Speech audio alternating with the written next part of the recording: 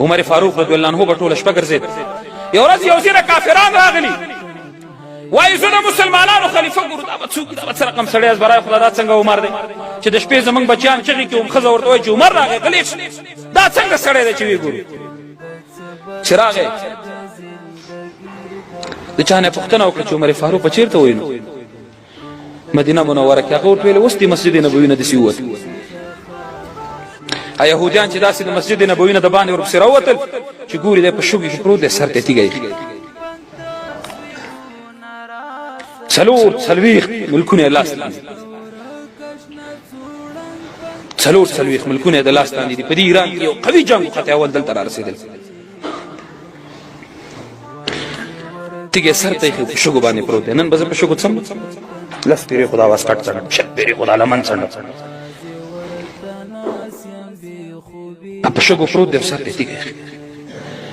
دا خلک حیران شو چې دا به یې که به دا نه وي ولا که به یې څوک. چا نه پوښتنه وکړه وروره عمر ګورو څوک دی؟ ویل دغه دی، دا تیږې دی سرې. خلکو چې د سر ته تیږه ولیده او په شګو یې د املا سولید، نه پوښتنه کوي نه ګیګنه کوي، یو وارې چغه وهي ووایي چې لا اله الا الله محمد رسول الله. په منبر ولاړ دی، خطبه ورکوي، یو کمیس یې په غاړه دی چې په هغې کې 14 پیونده لګېدلي، یو پیوند پکې د پوستکي. چا ورته ویل عمر فاروقه زه به درته یو ښه کمیس جوړ کړم ځکه ته خطبه وایې. او وایي نه، پیغمبر علیه السلام په ژوند فرمایلي والفقر فخري، غریبي زما فخر دی. او ما ته په دې باندې فخر حاصل دی چې ما یو داسې کمیس اغوستی وي چې په هغې کې پیوندونه لګېدلي. خلک خو هغه خلک دي،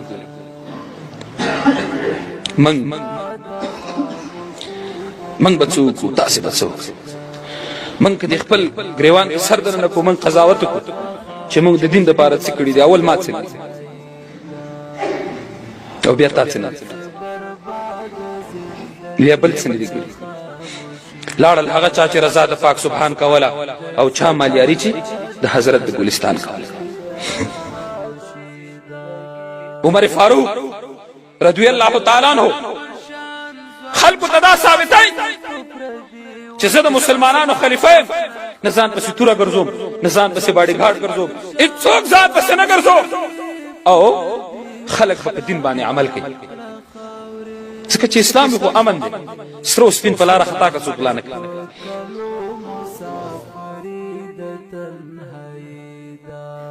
سهار جمع ته راغی، د شپې نه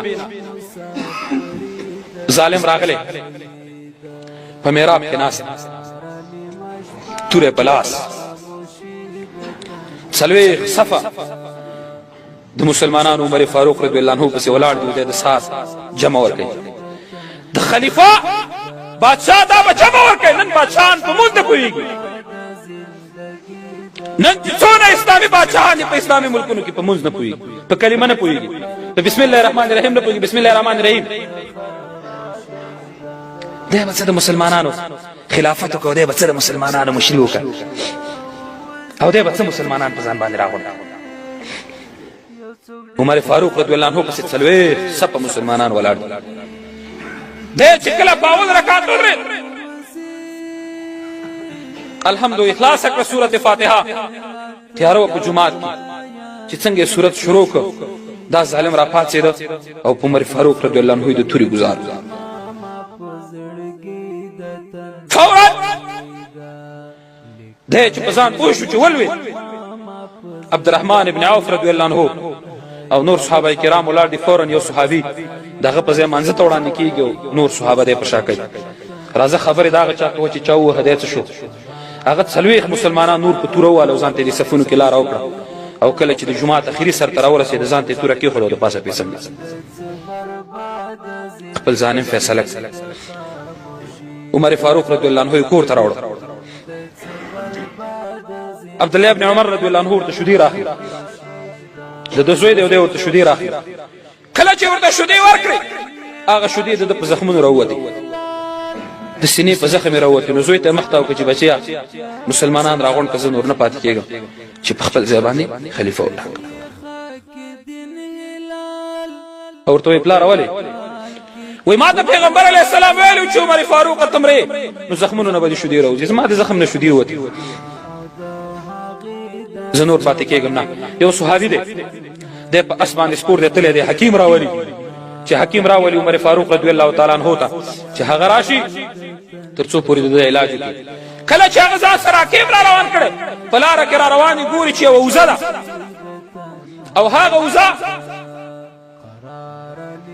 یو پاڼه یې وخوړه پاڼې ته خوله واچوله پردی پاڼې یې وخوړې پردی واښه یې وخوړل صحابي د حکیم ته وایي چې حکیم صاحب بېرته تاو شه عمر فاروق رضی الله عنه شهید شو او ورته وایي ته څه پوه شوې وایي زه په دې باندې پوه شوم چې د عمر فاروق په حکومت کې یو زناور وزې میږې به پردی پاڼې نه خوړلې دغې وزې پاڼه وخوړه معلومیږي ده چې عمر فاروق رضی الله تعالی عنه په شهادت رسېدلی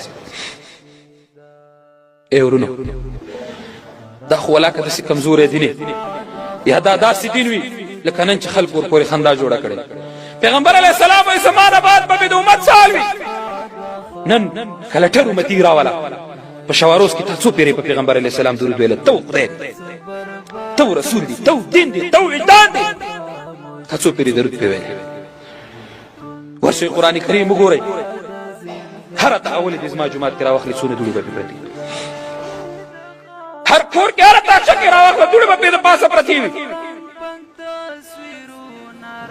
نه ته تلاوت کوي نه دې زوی تلاوت کوي نه دې ښځه تلاوت کوي نه دې لور تلاوت کوي نه دې ګور تلاوت کوي نه دې زوم تلاوت کوي په کور کې دې ښه چې په کور کې مې پیریانه نه شي یعنې ورونو چې موږ دشتو ته وځو سار په سجده خدای ته کېږدو او وجاړو چغې وکولي وهو که خدای زموږ توبه قبوله کړي دا څه چې موږ سره کېږي دا زموږ د اعمالو دا خو ولاکه داسې کمزوری دین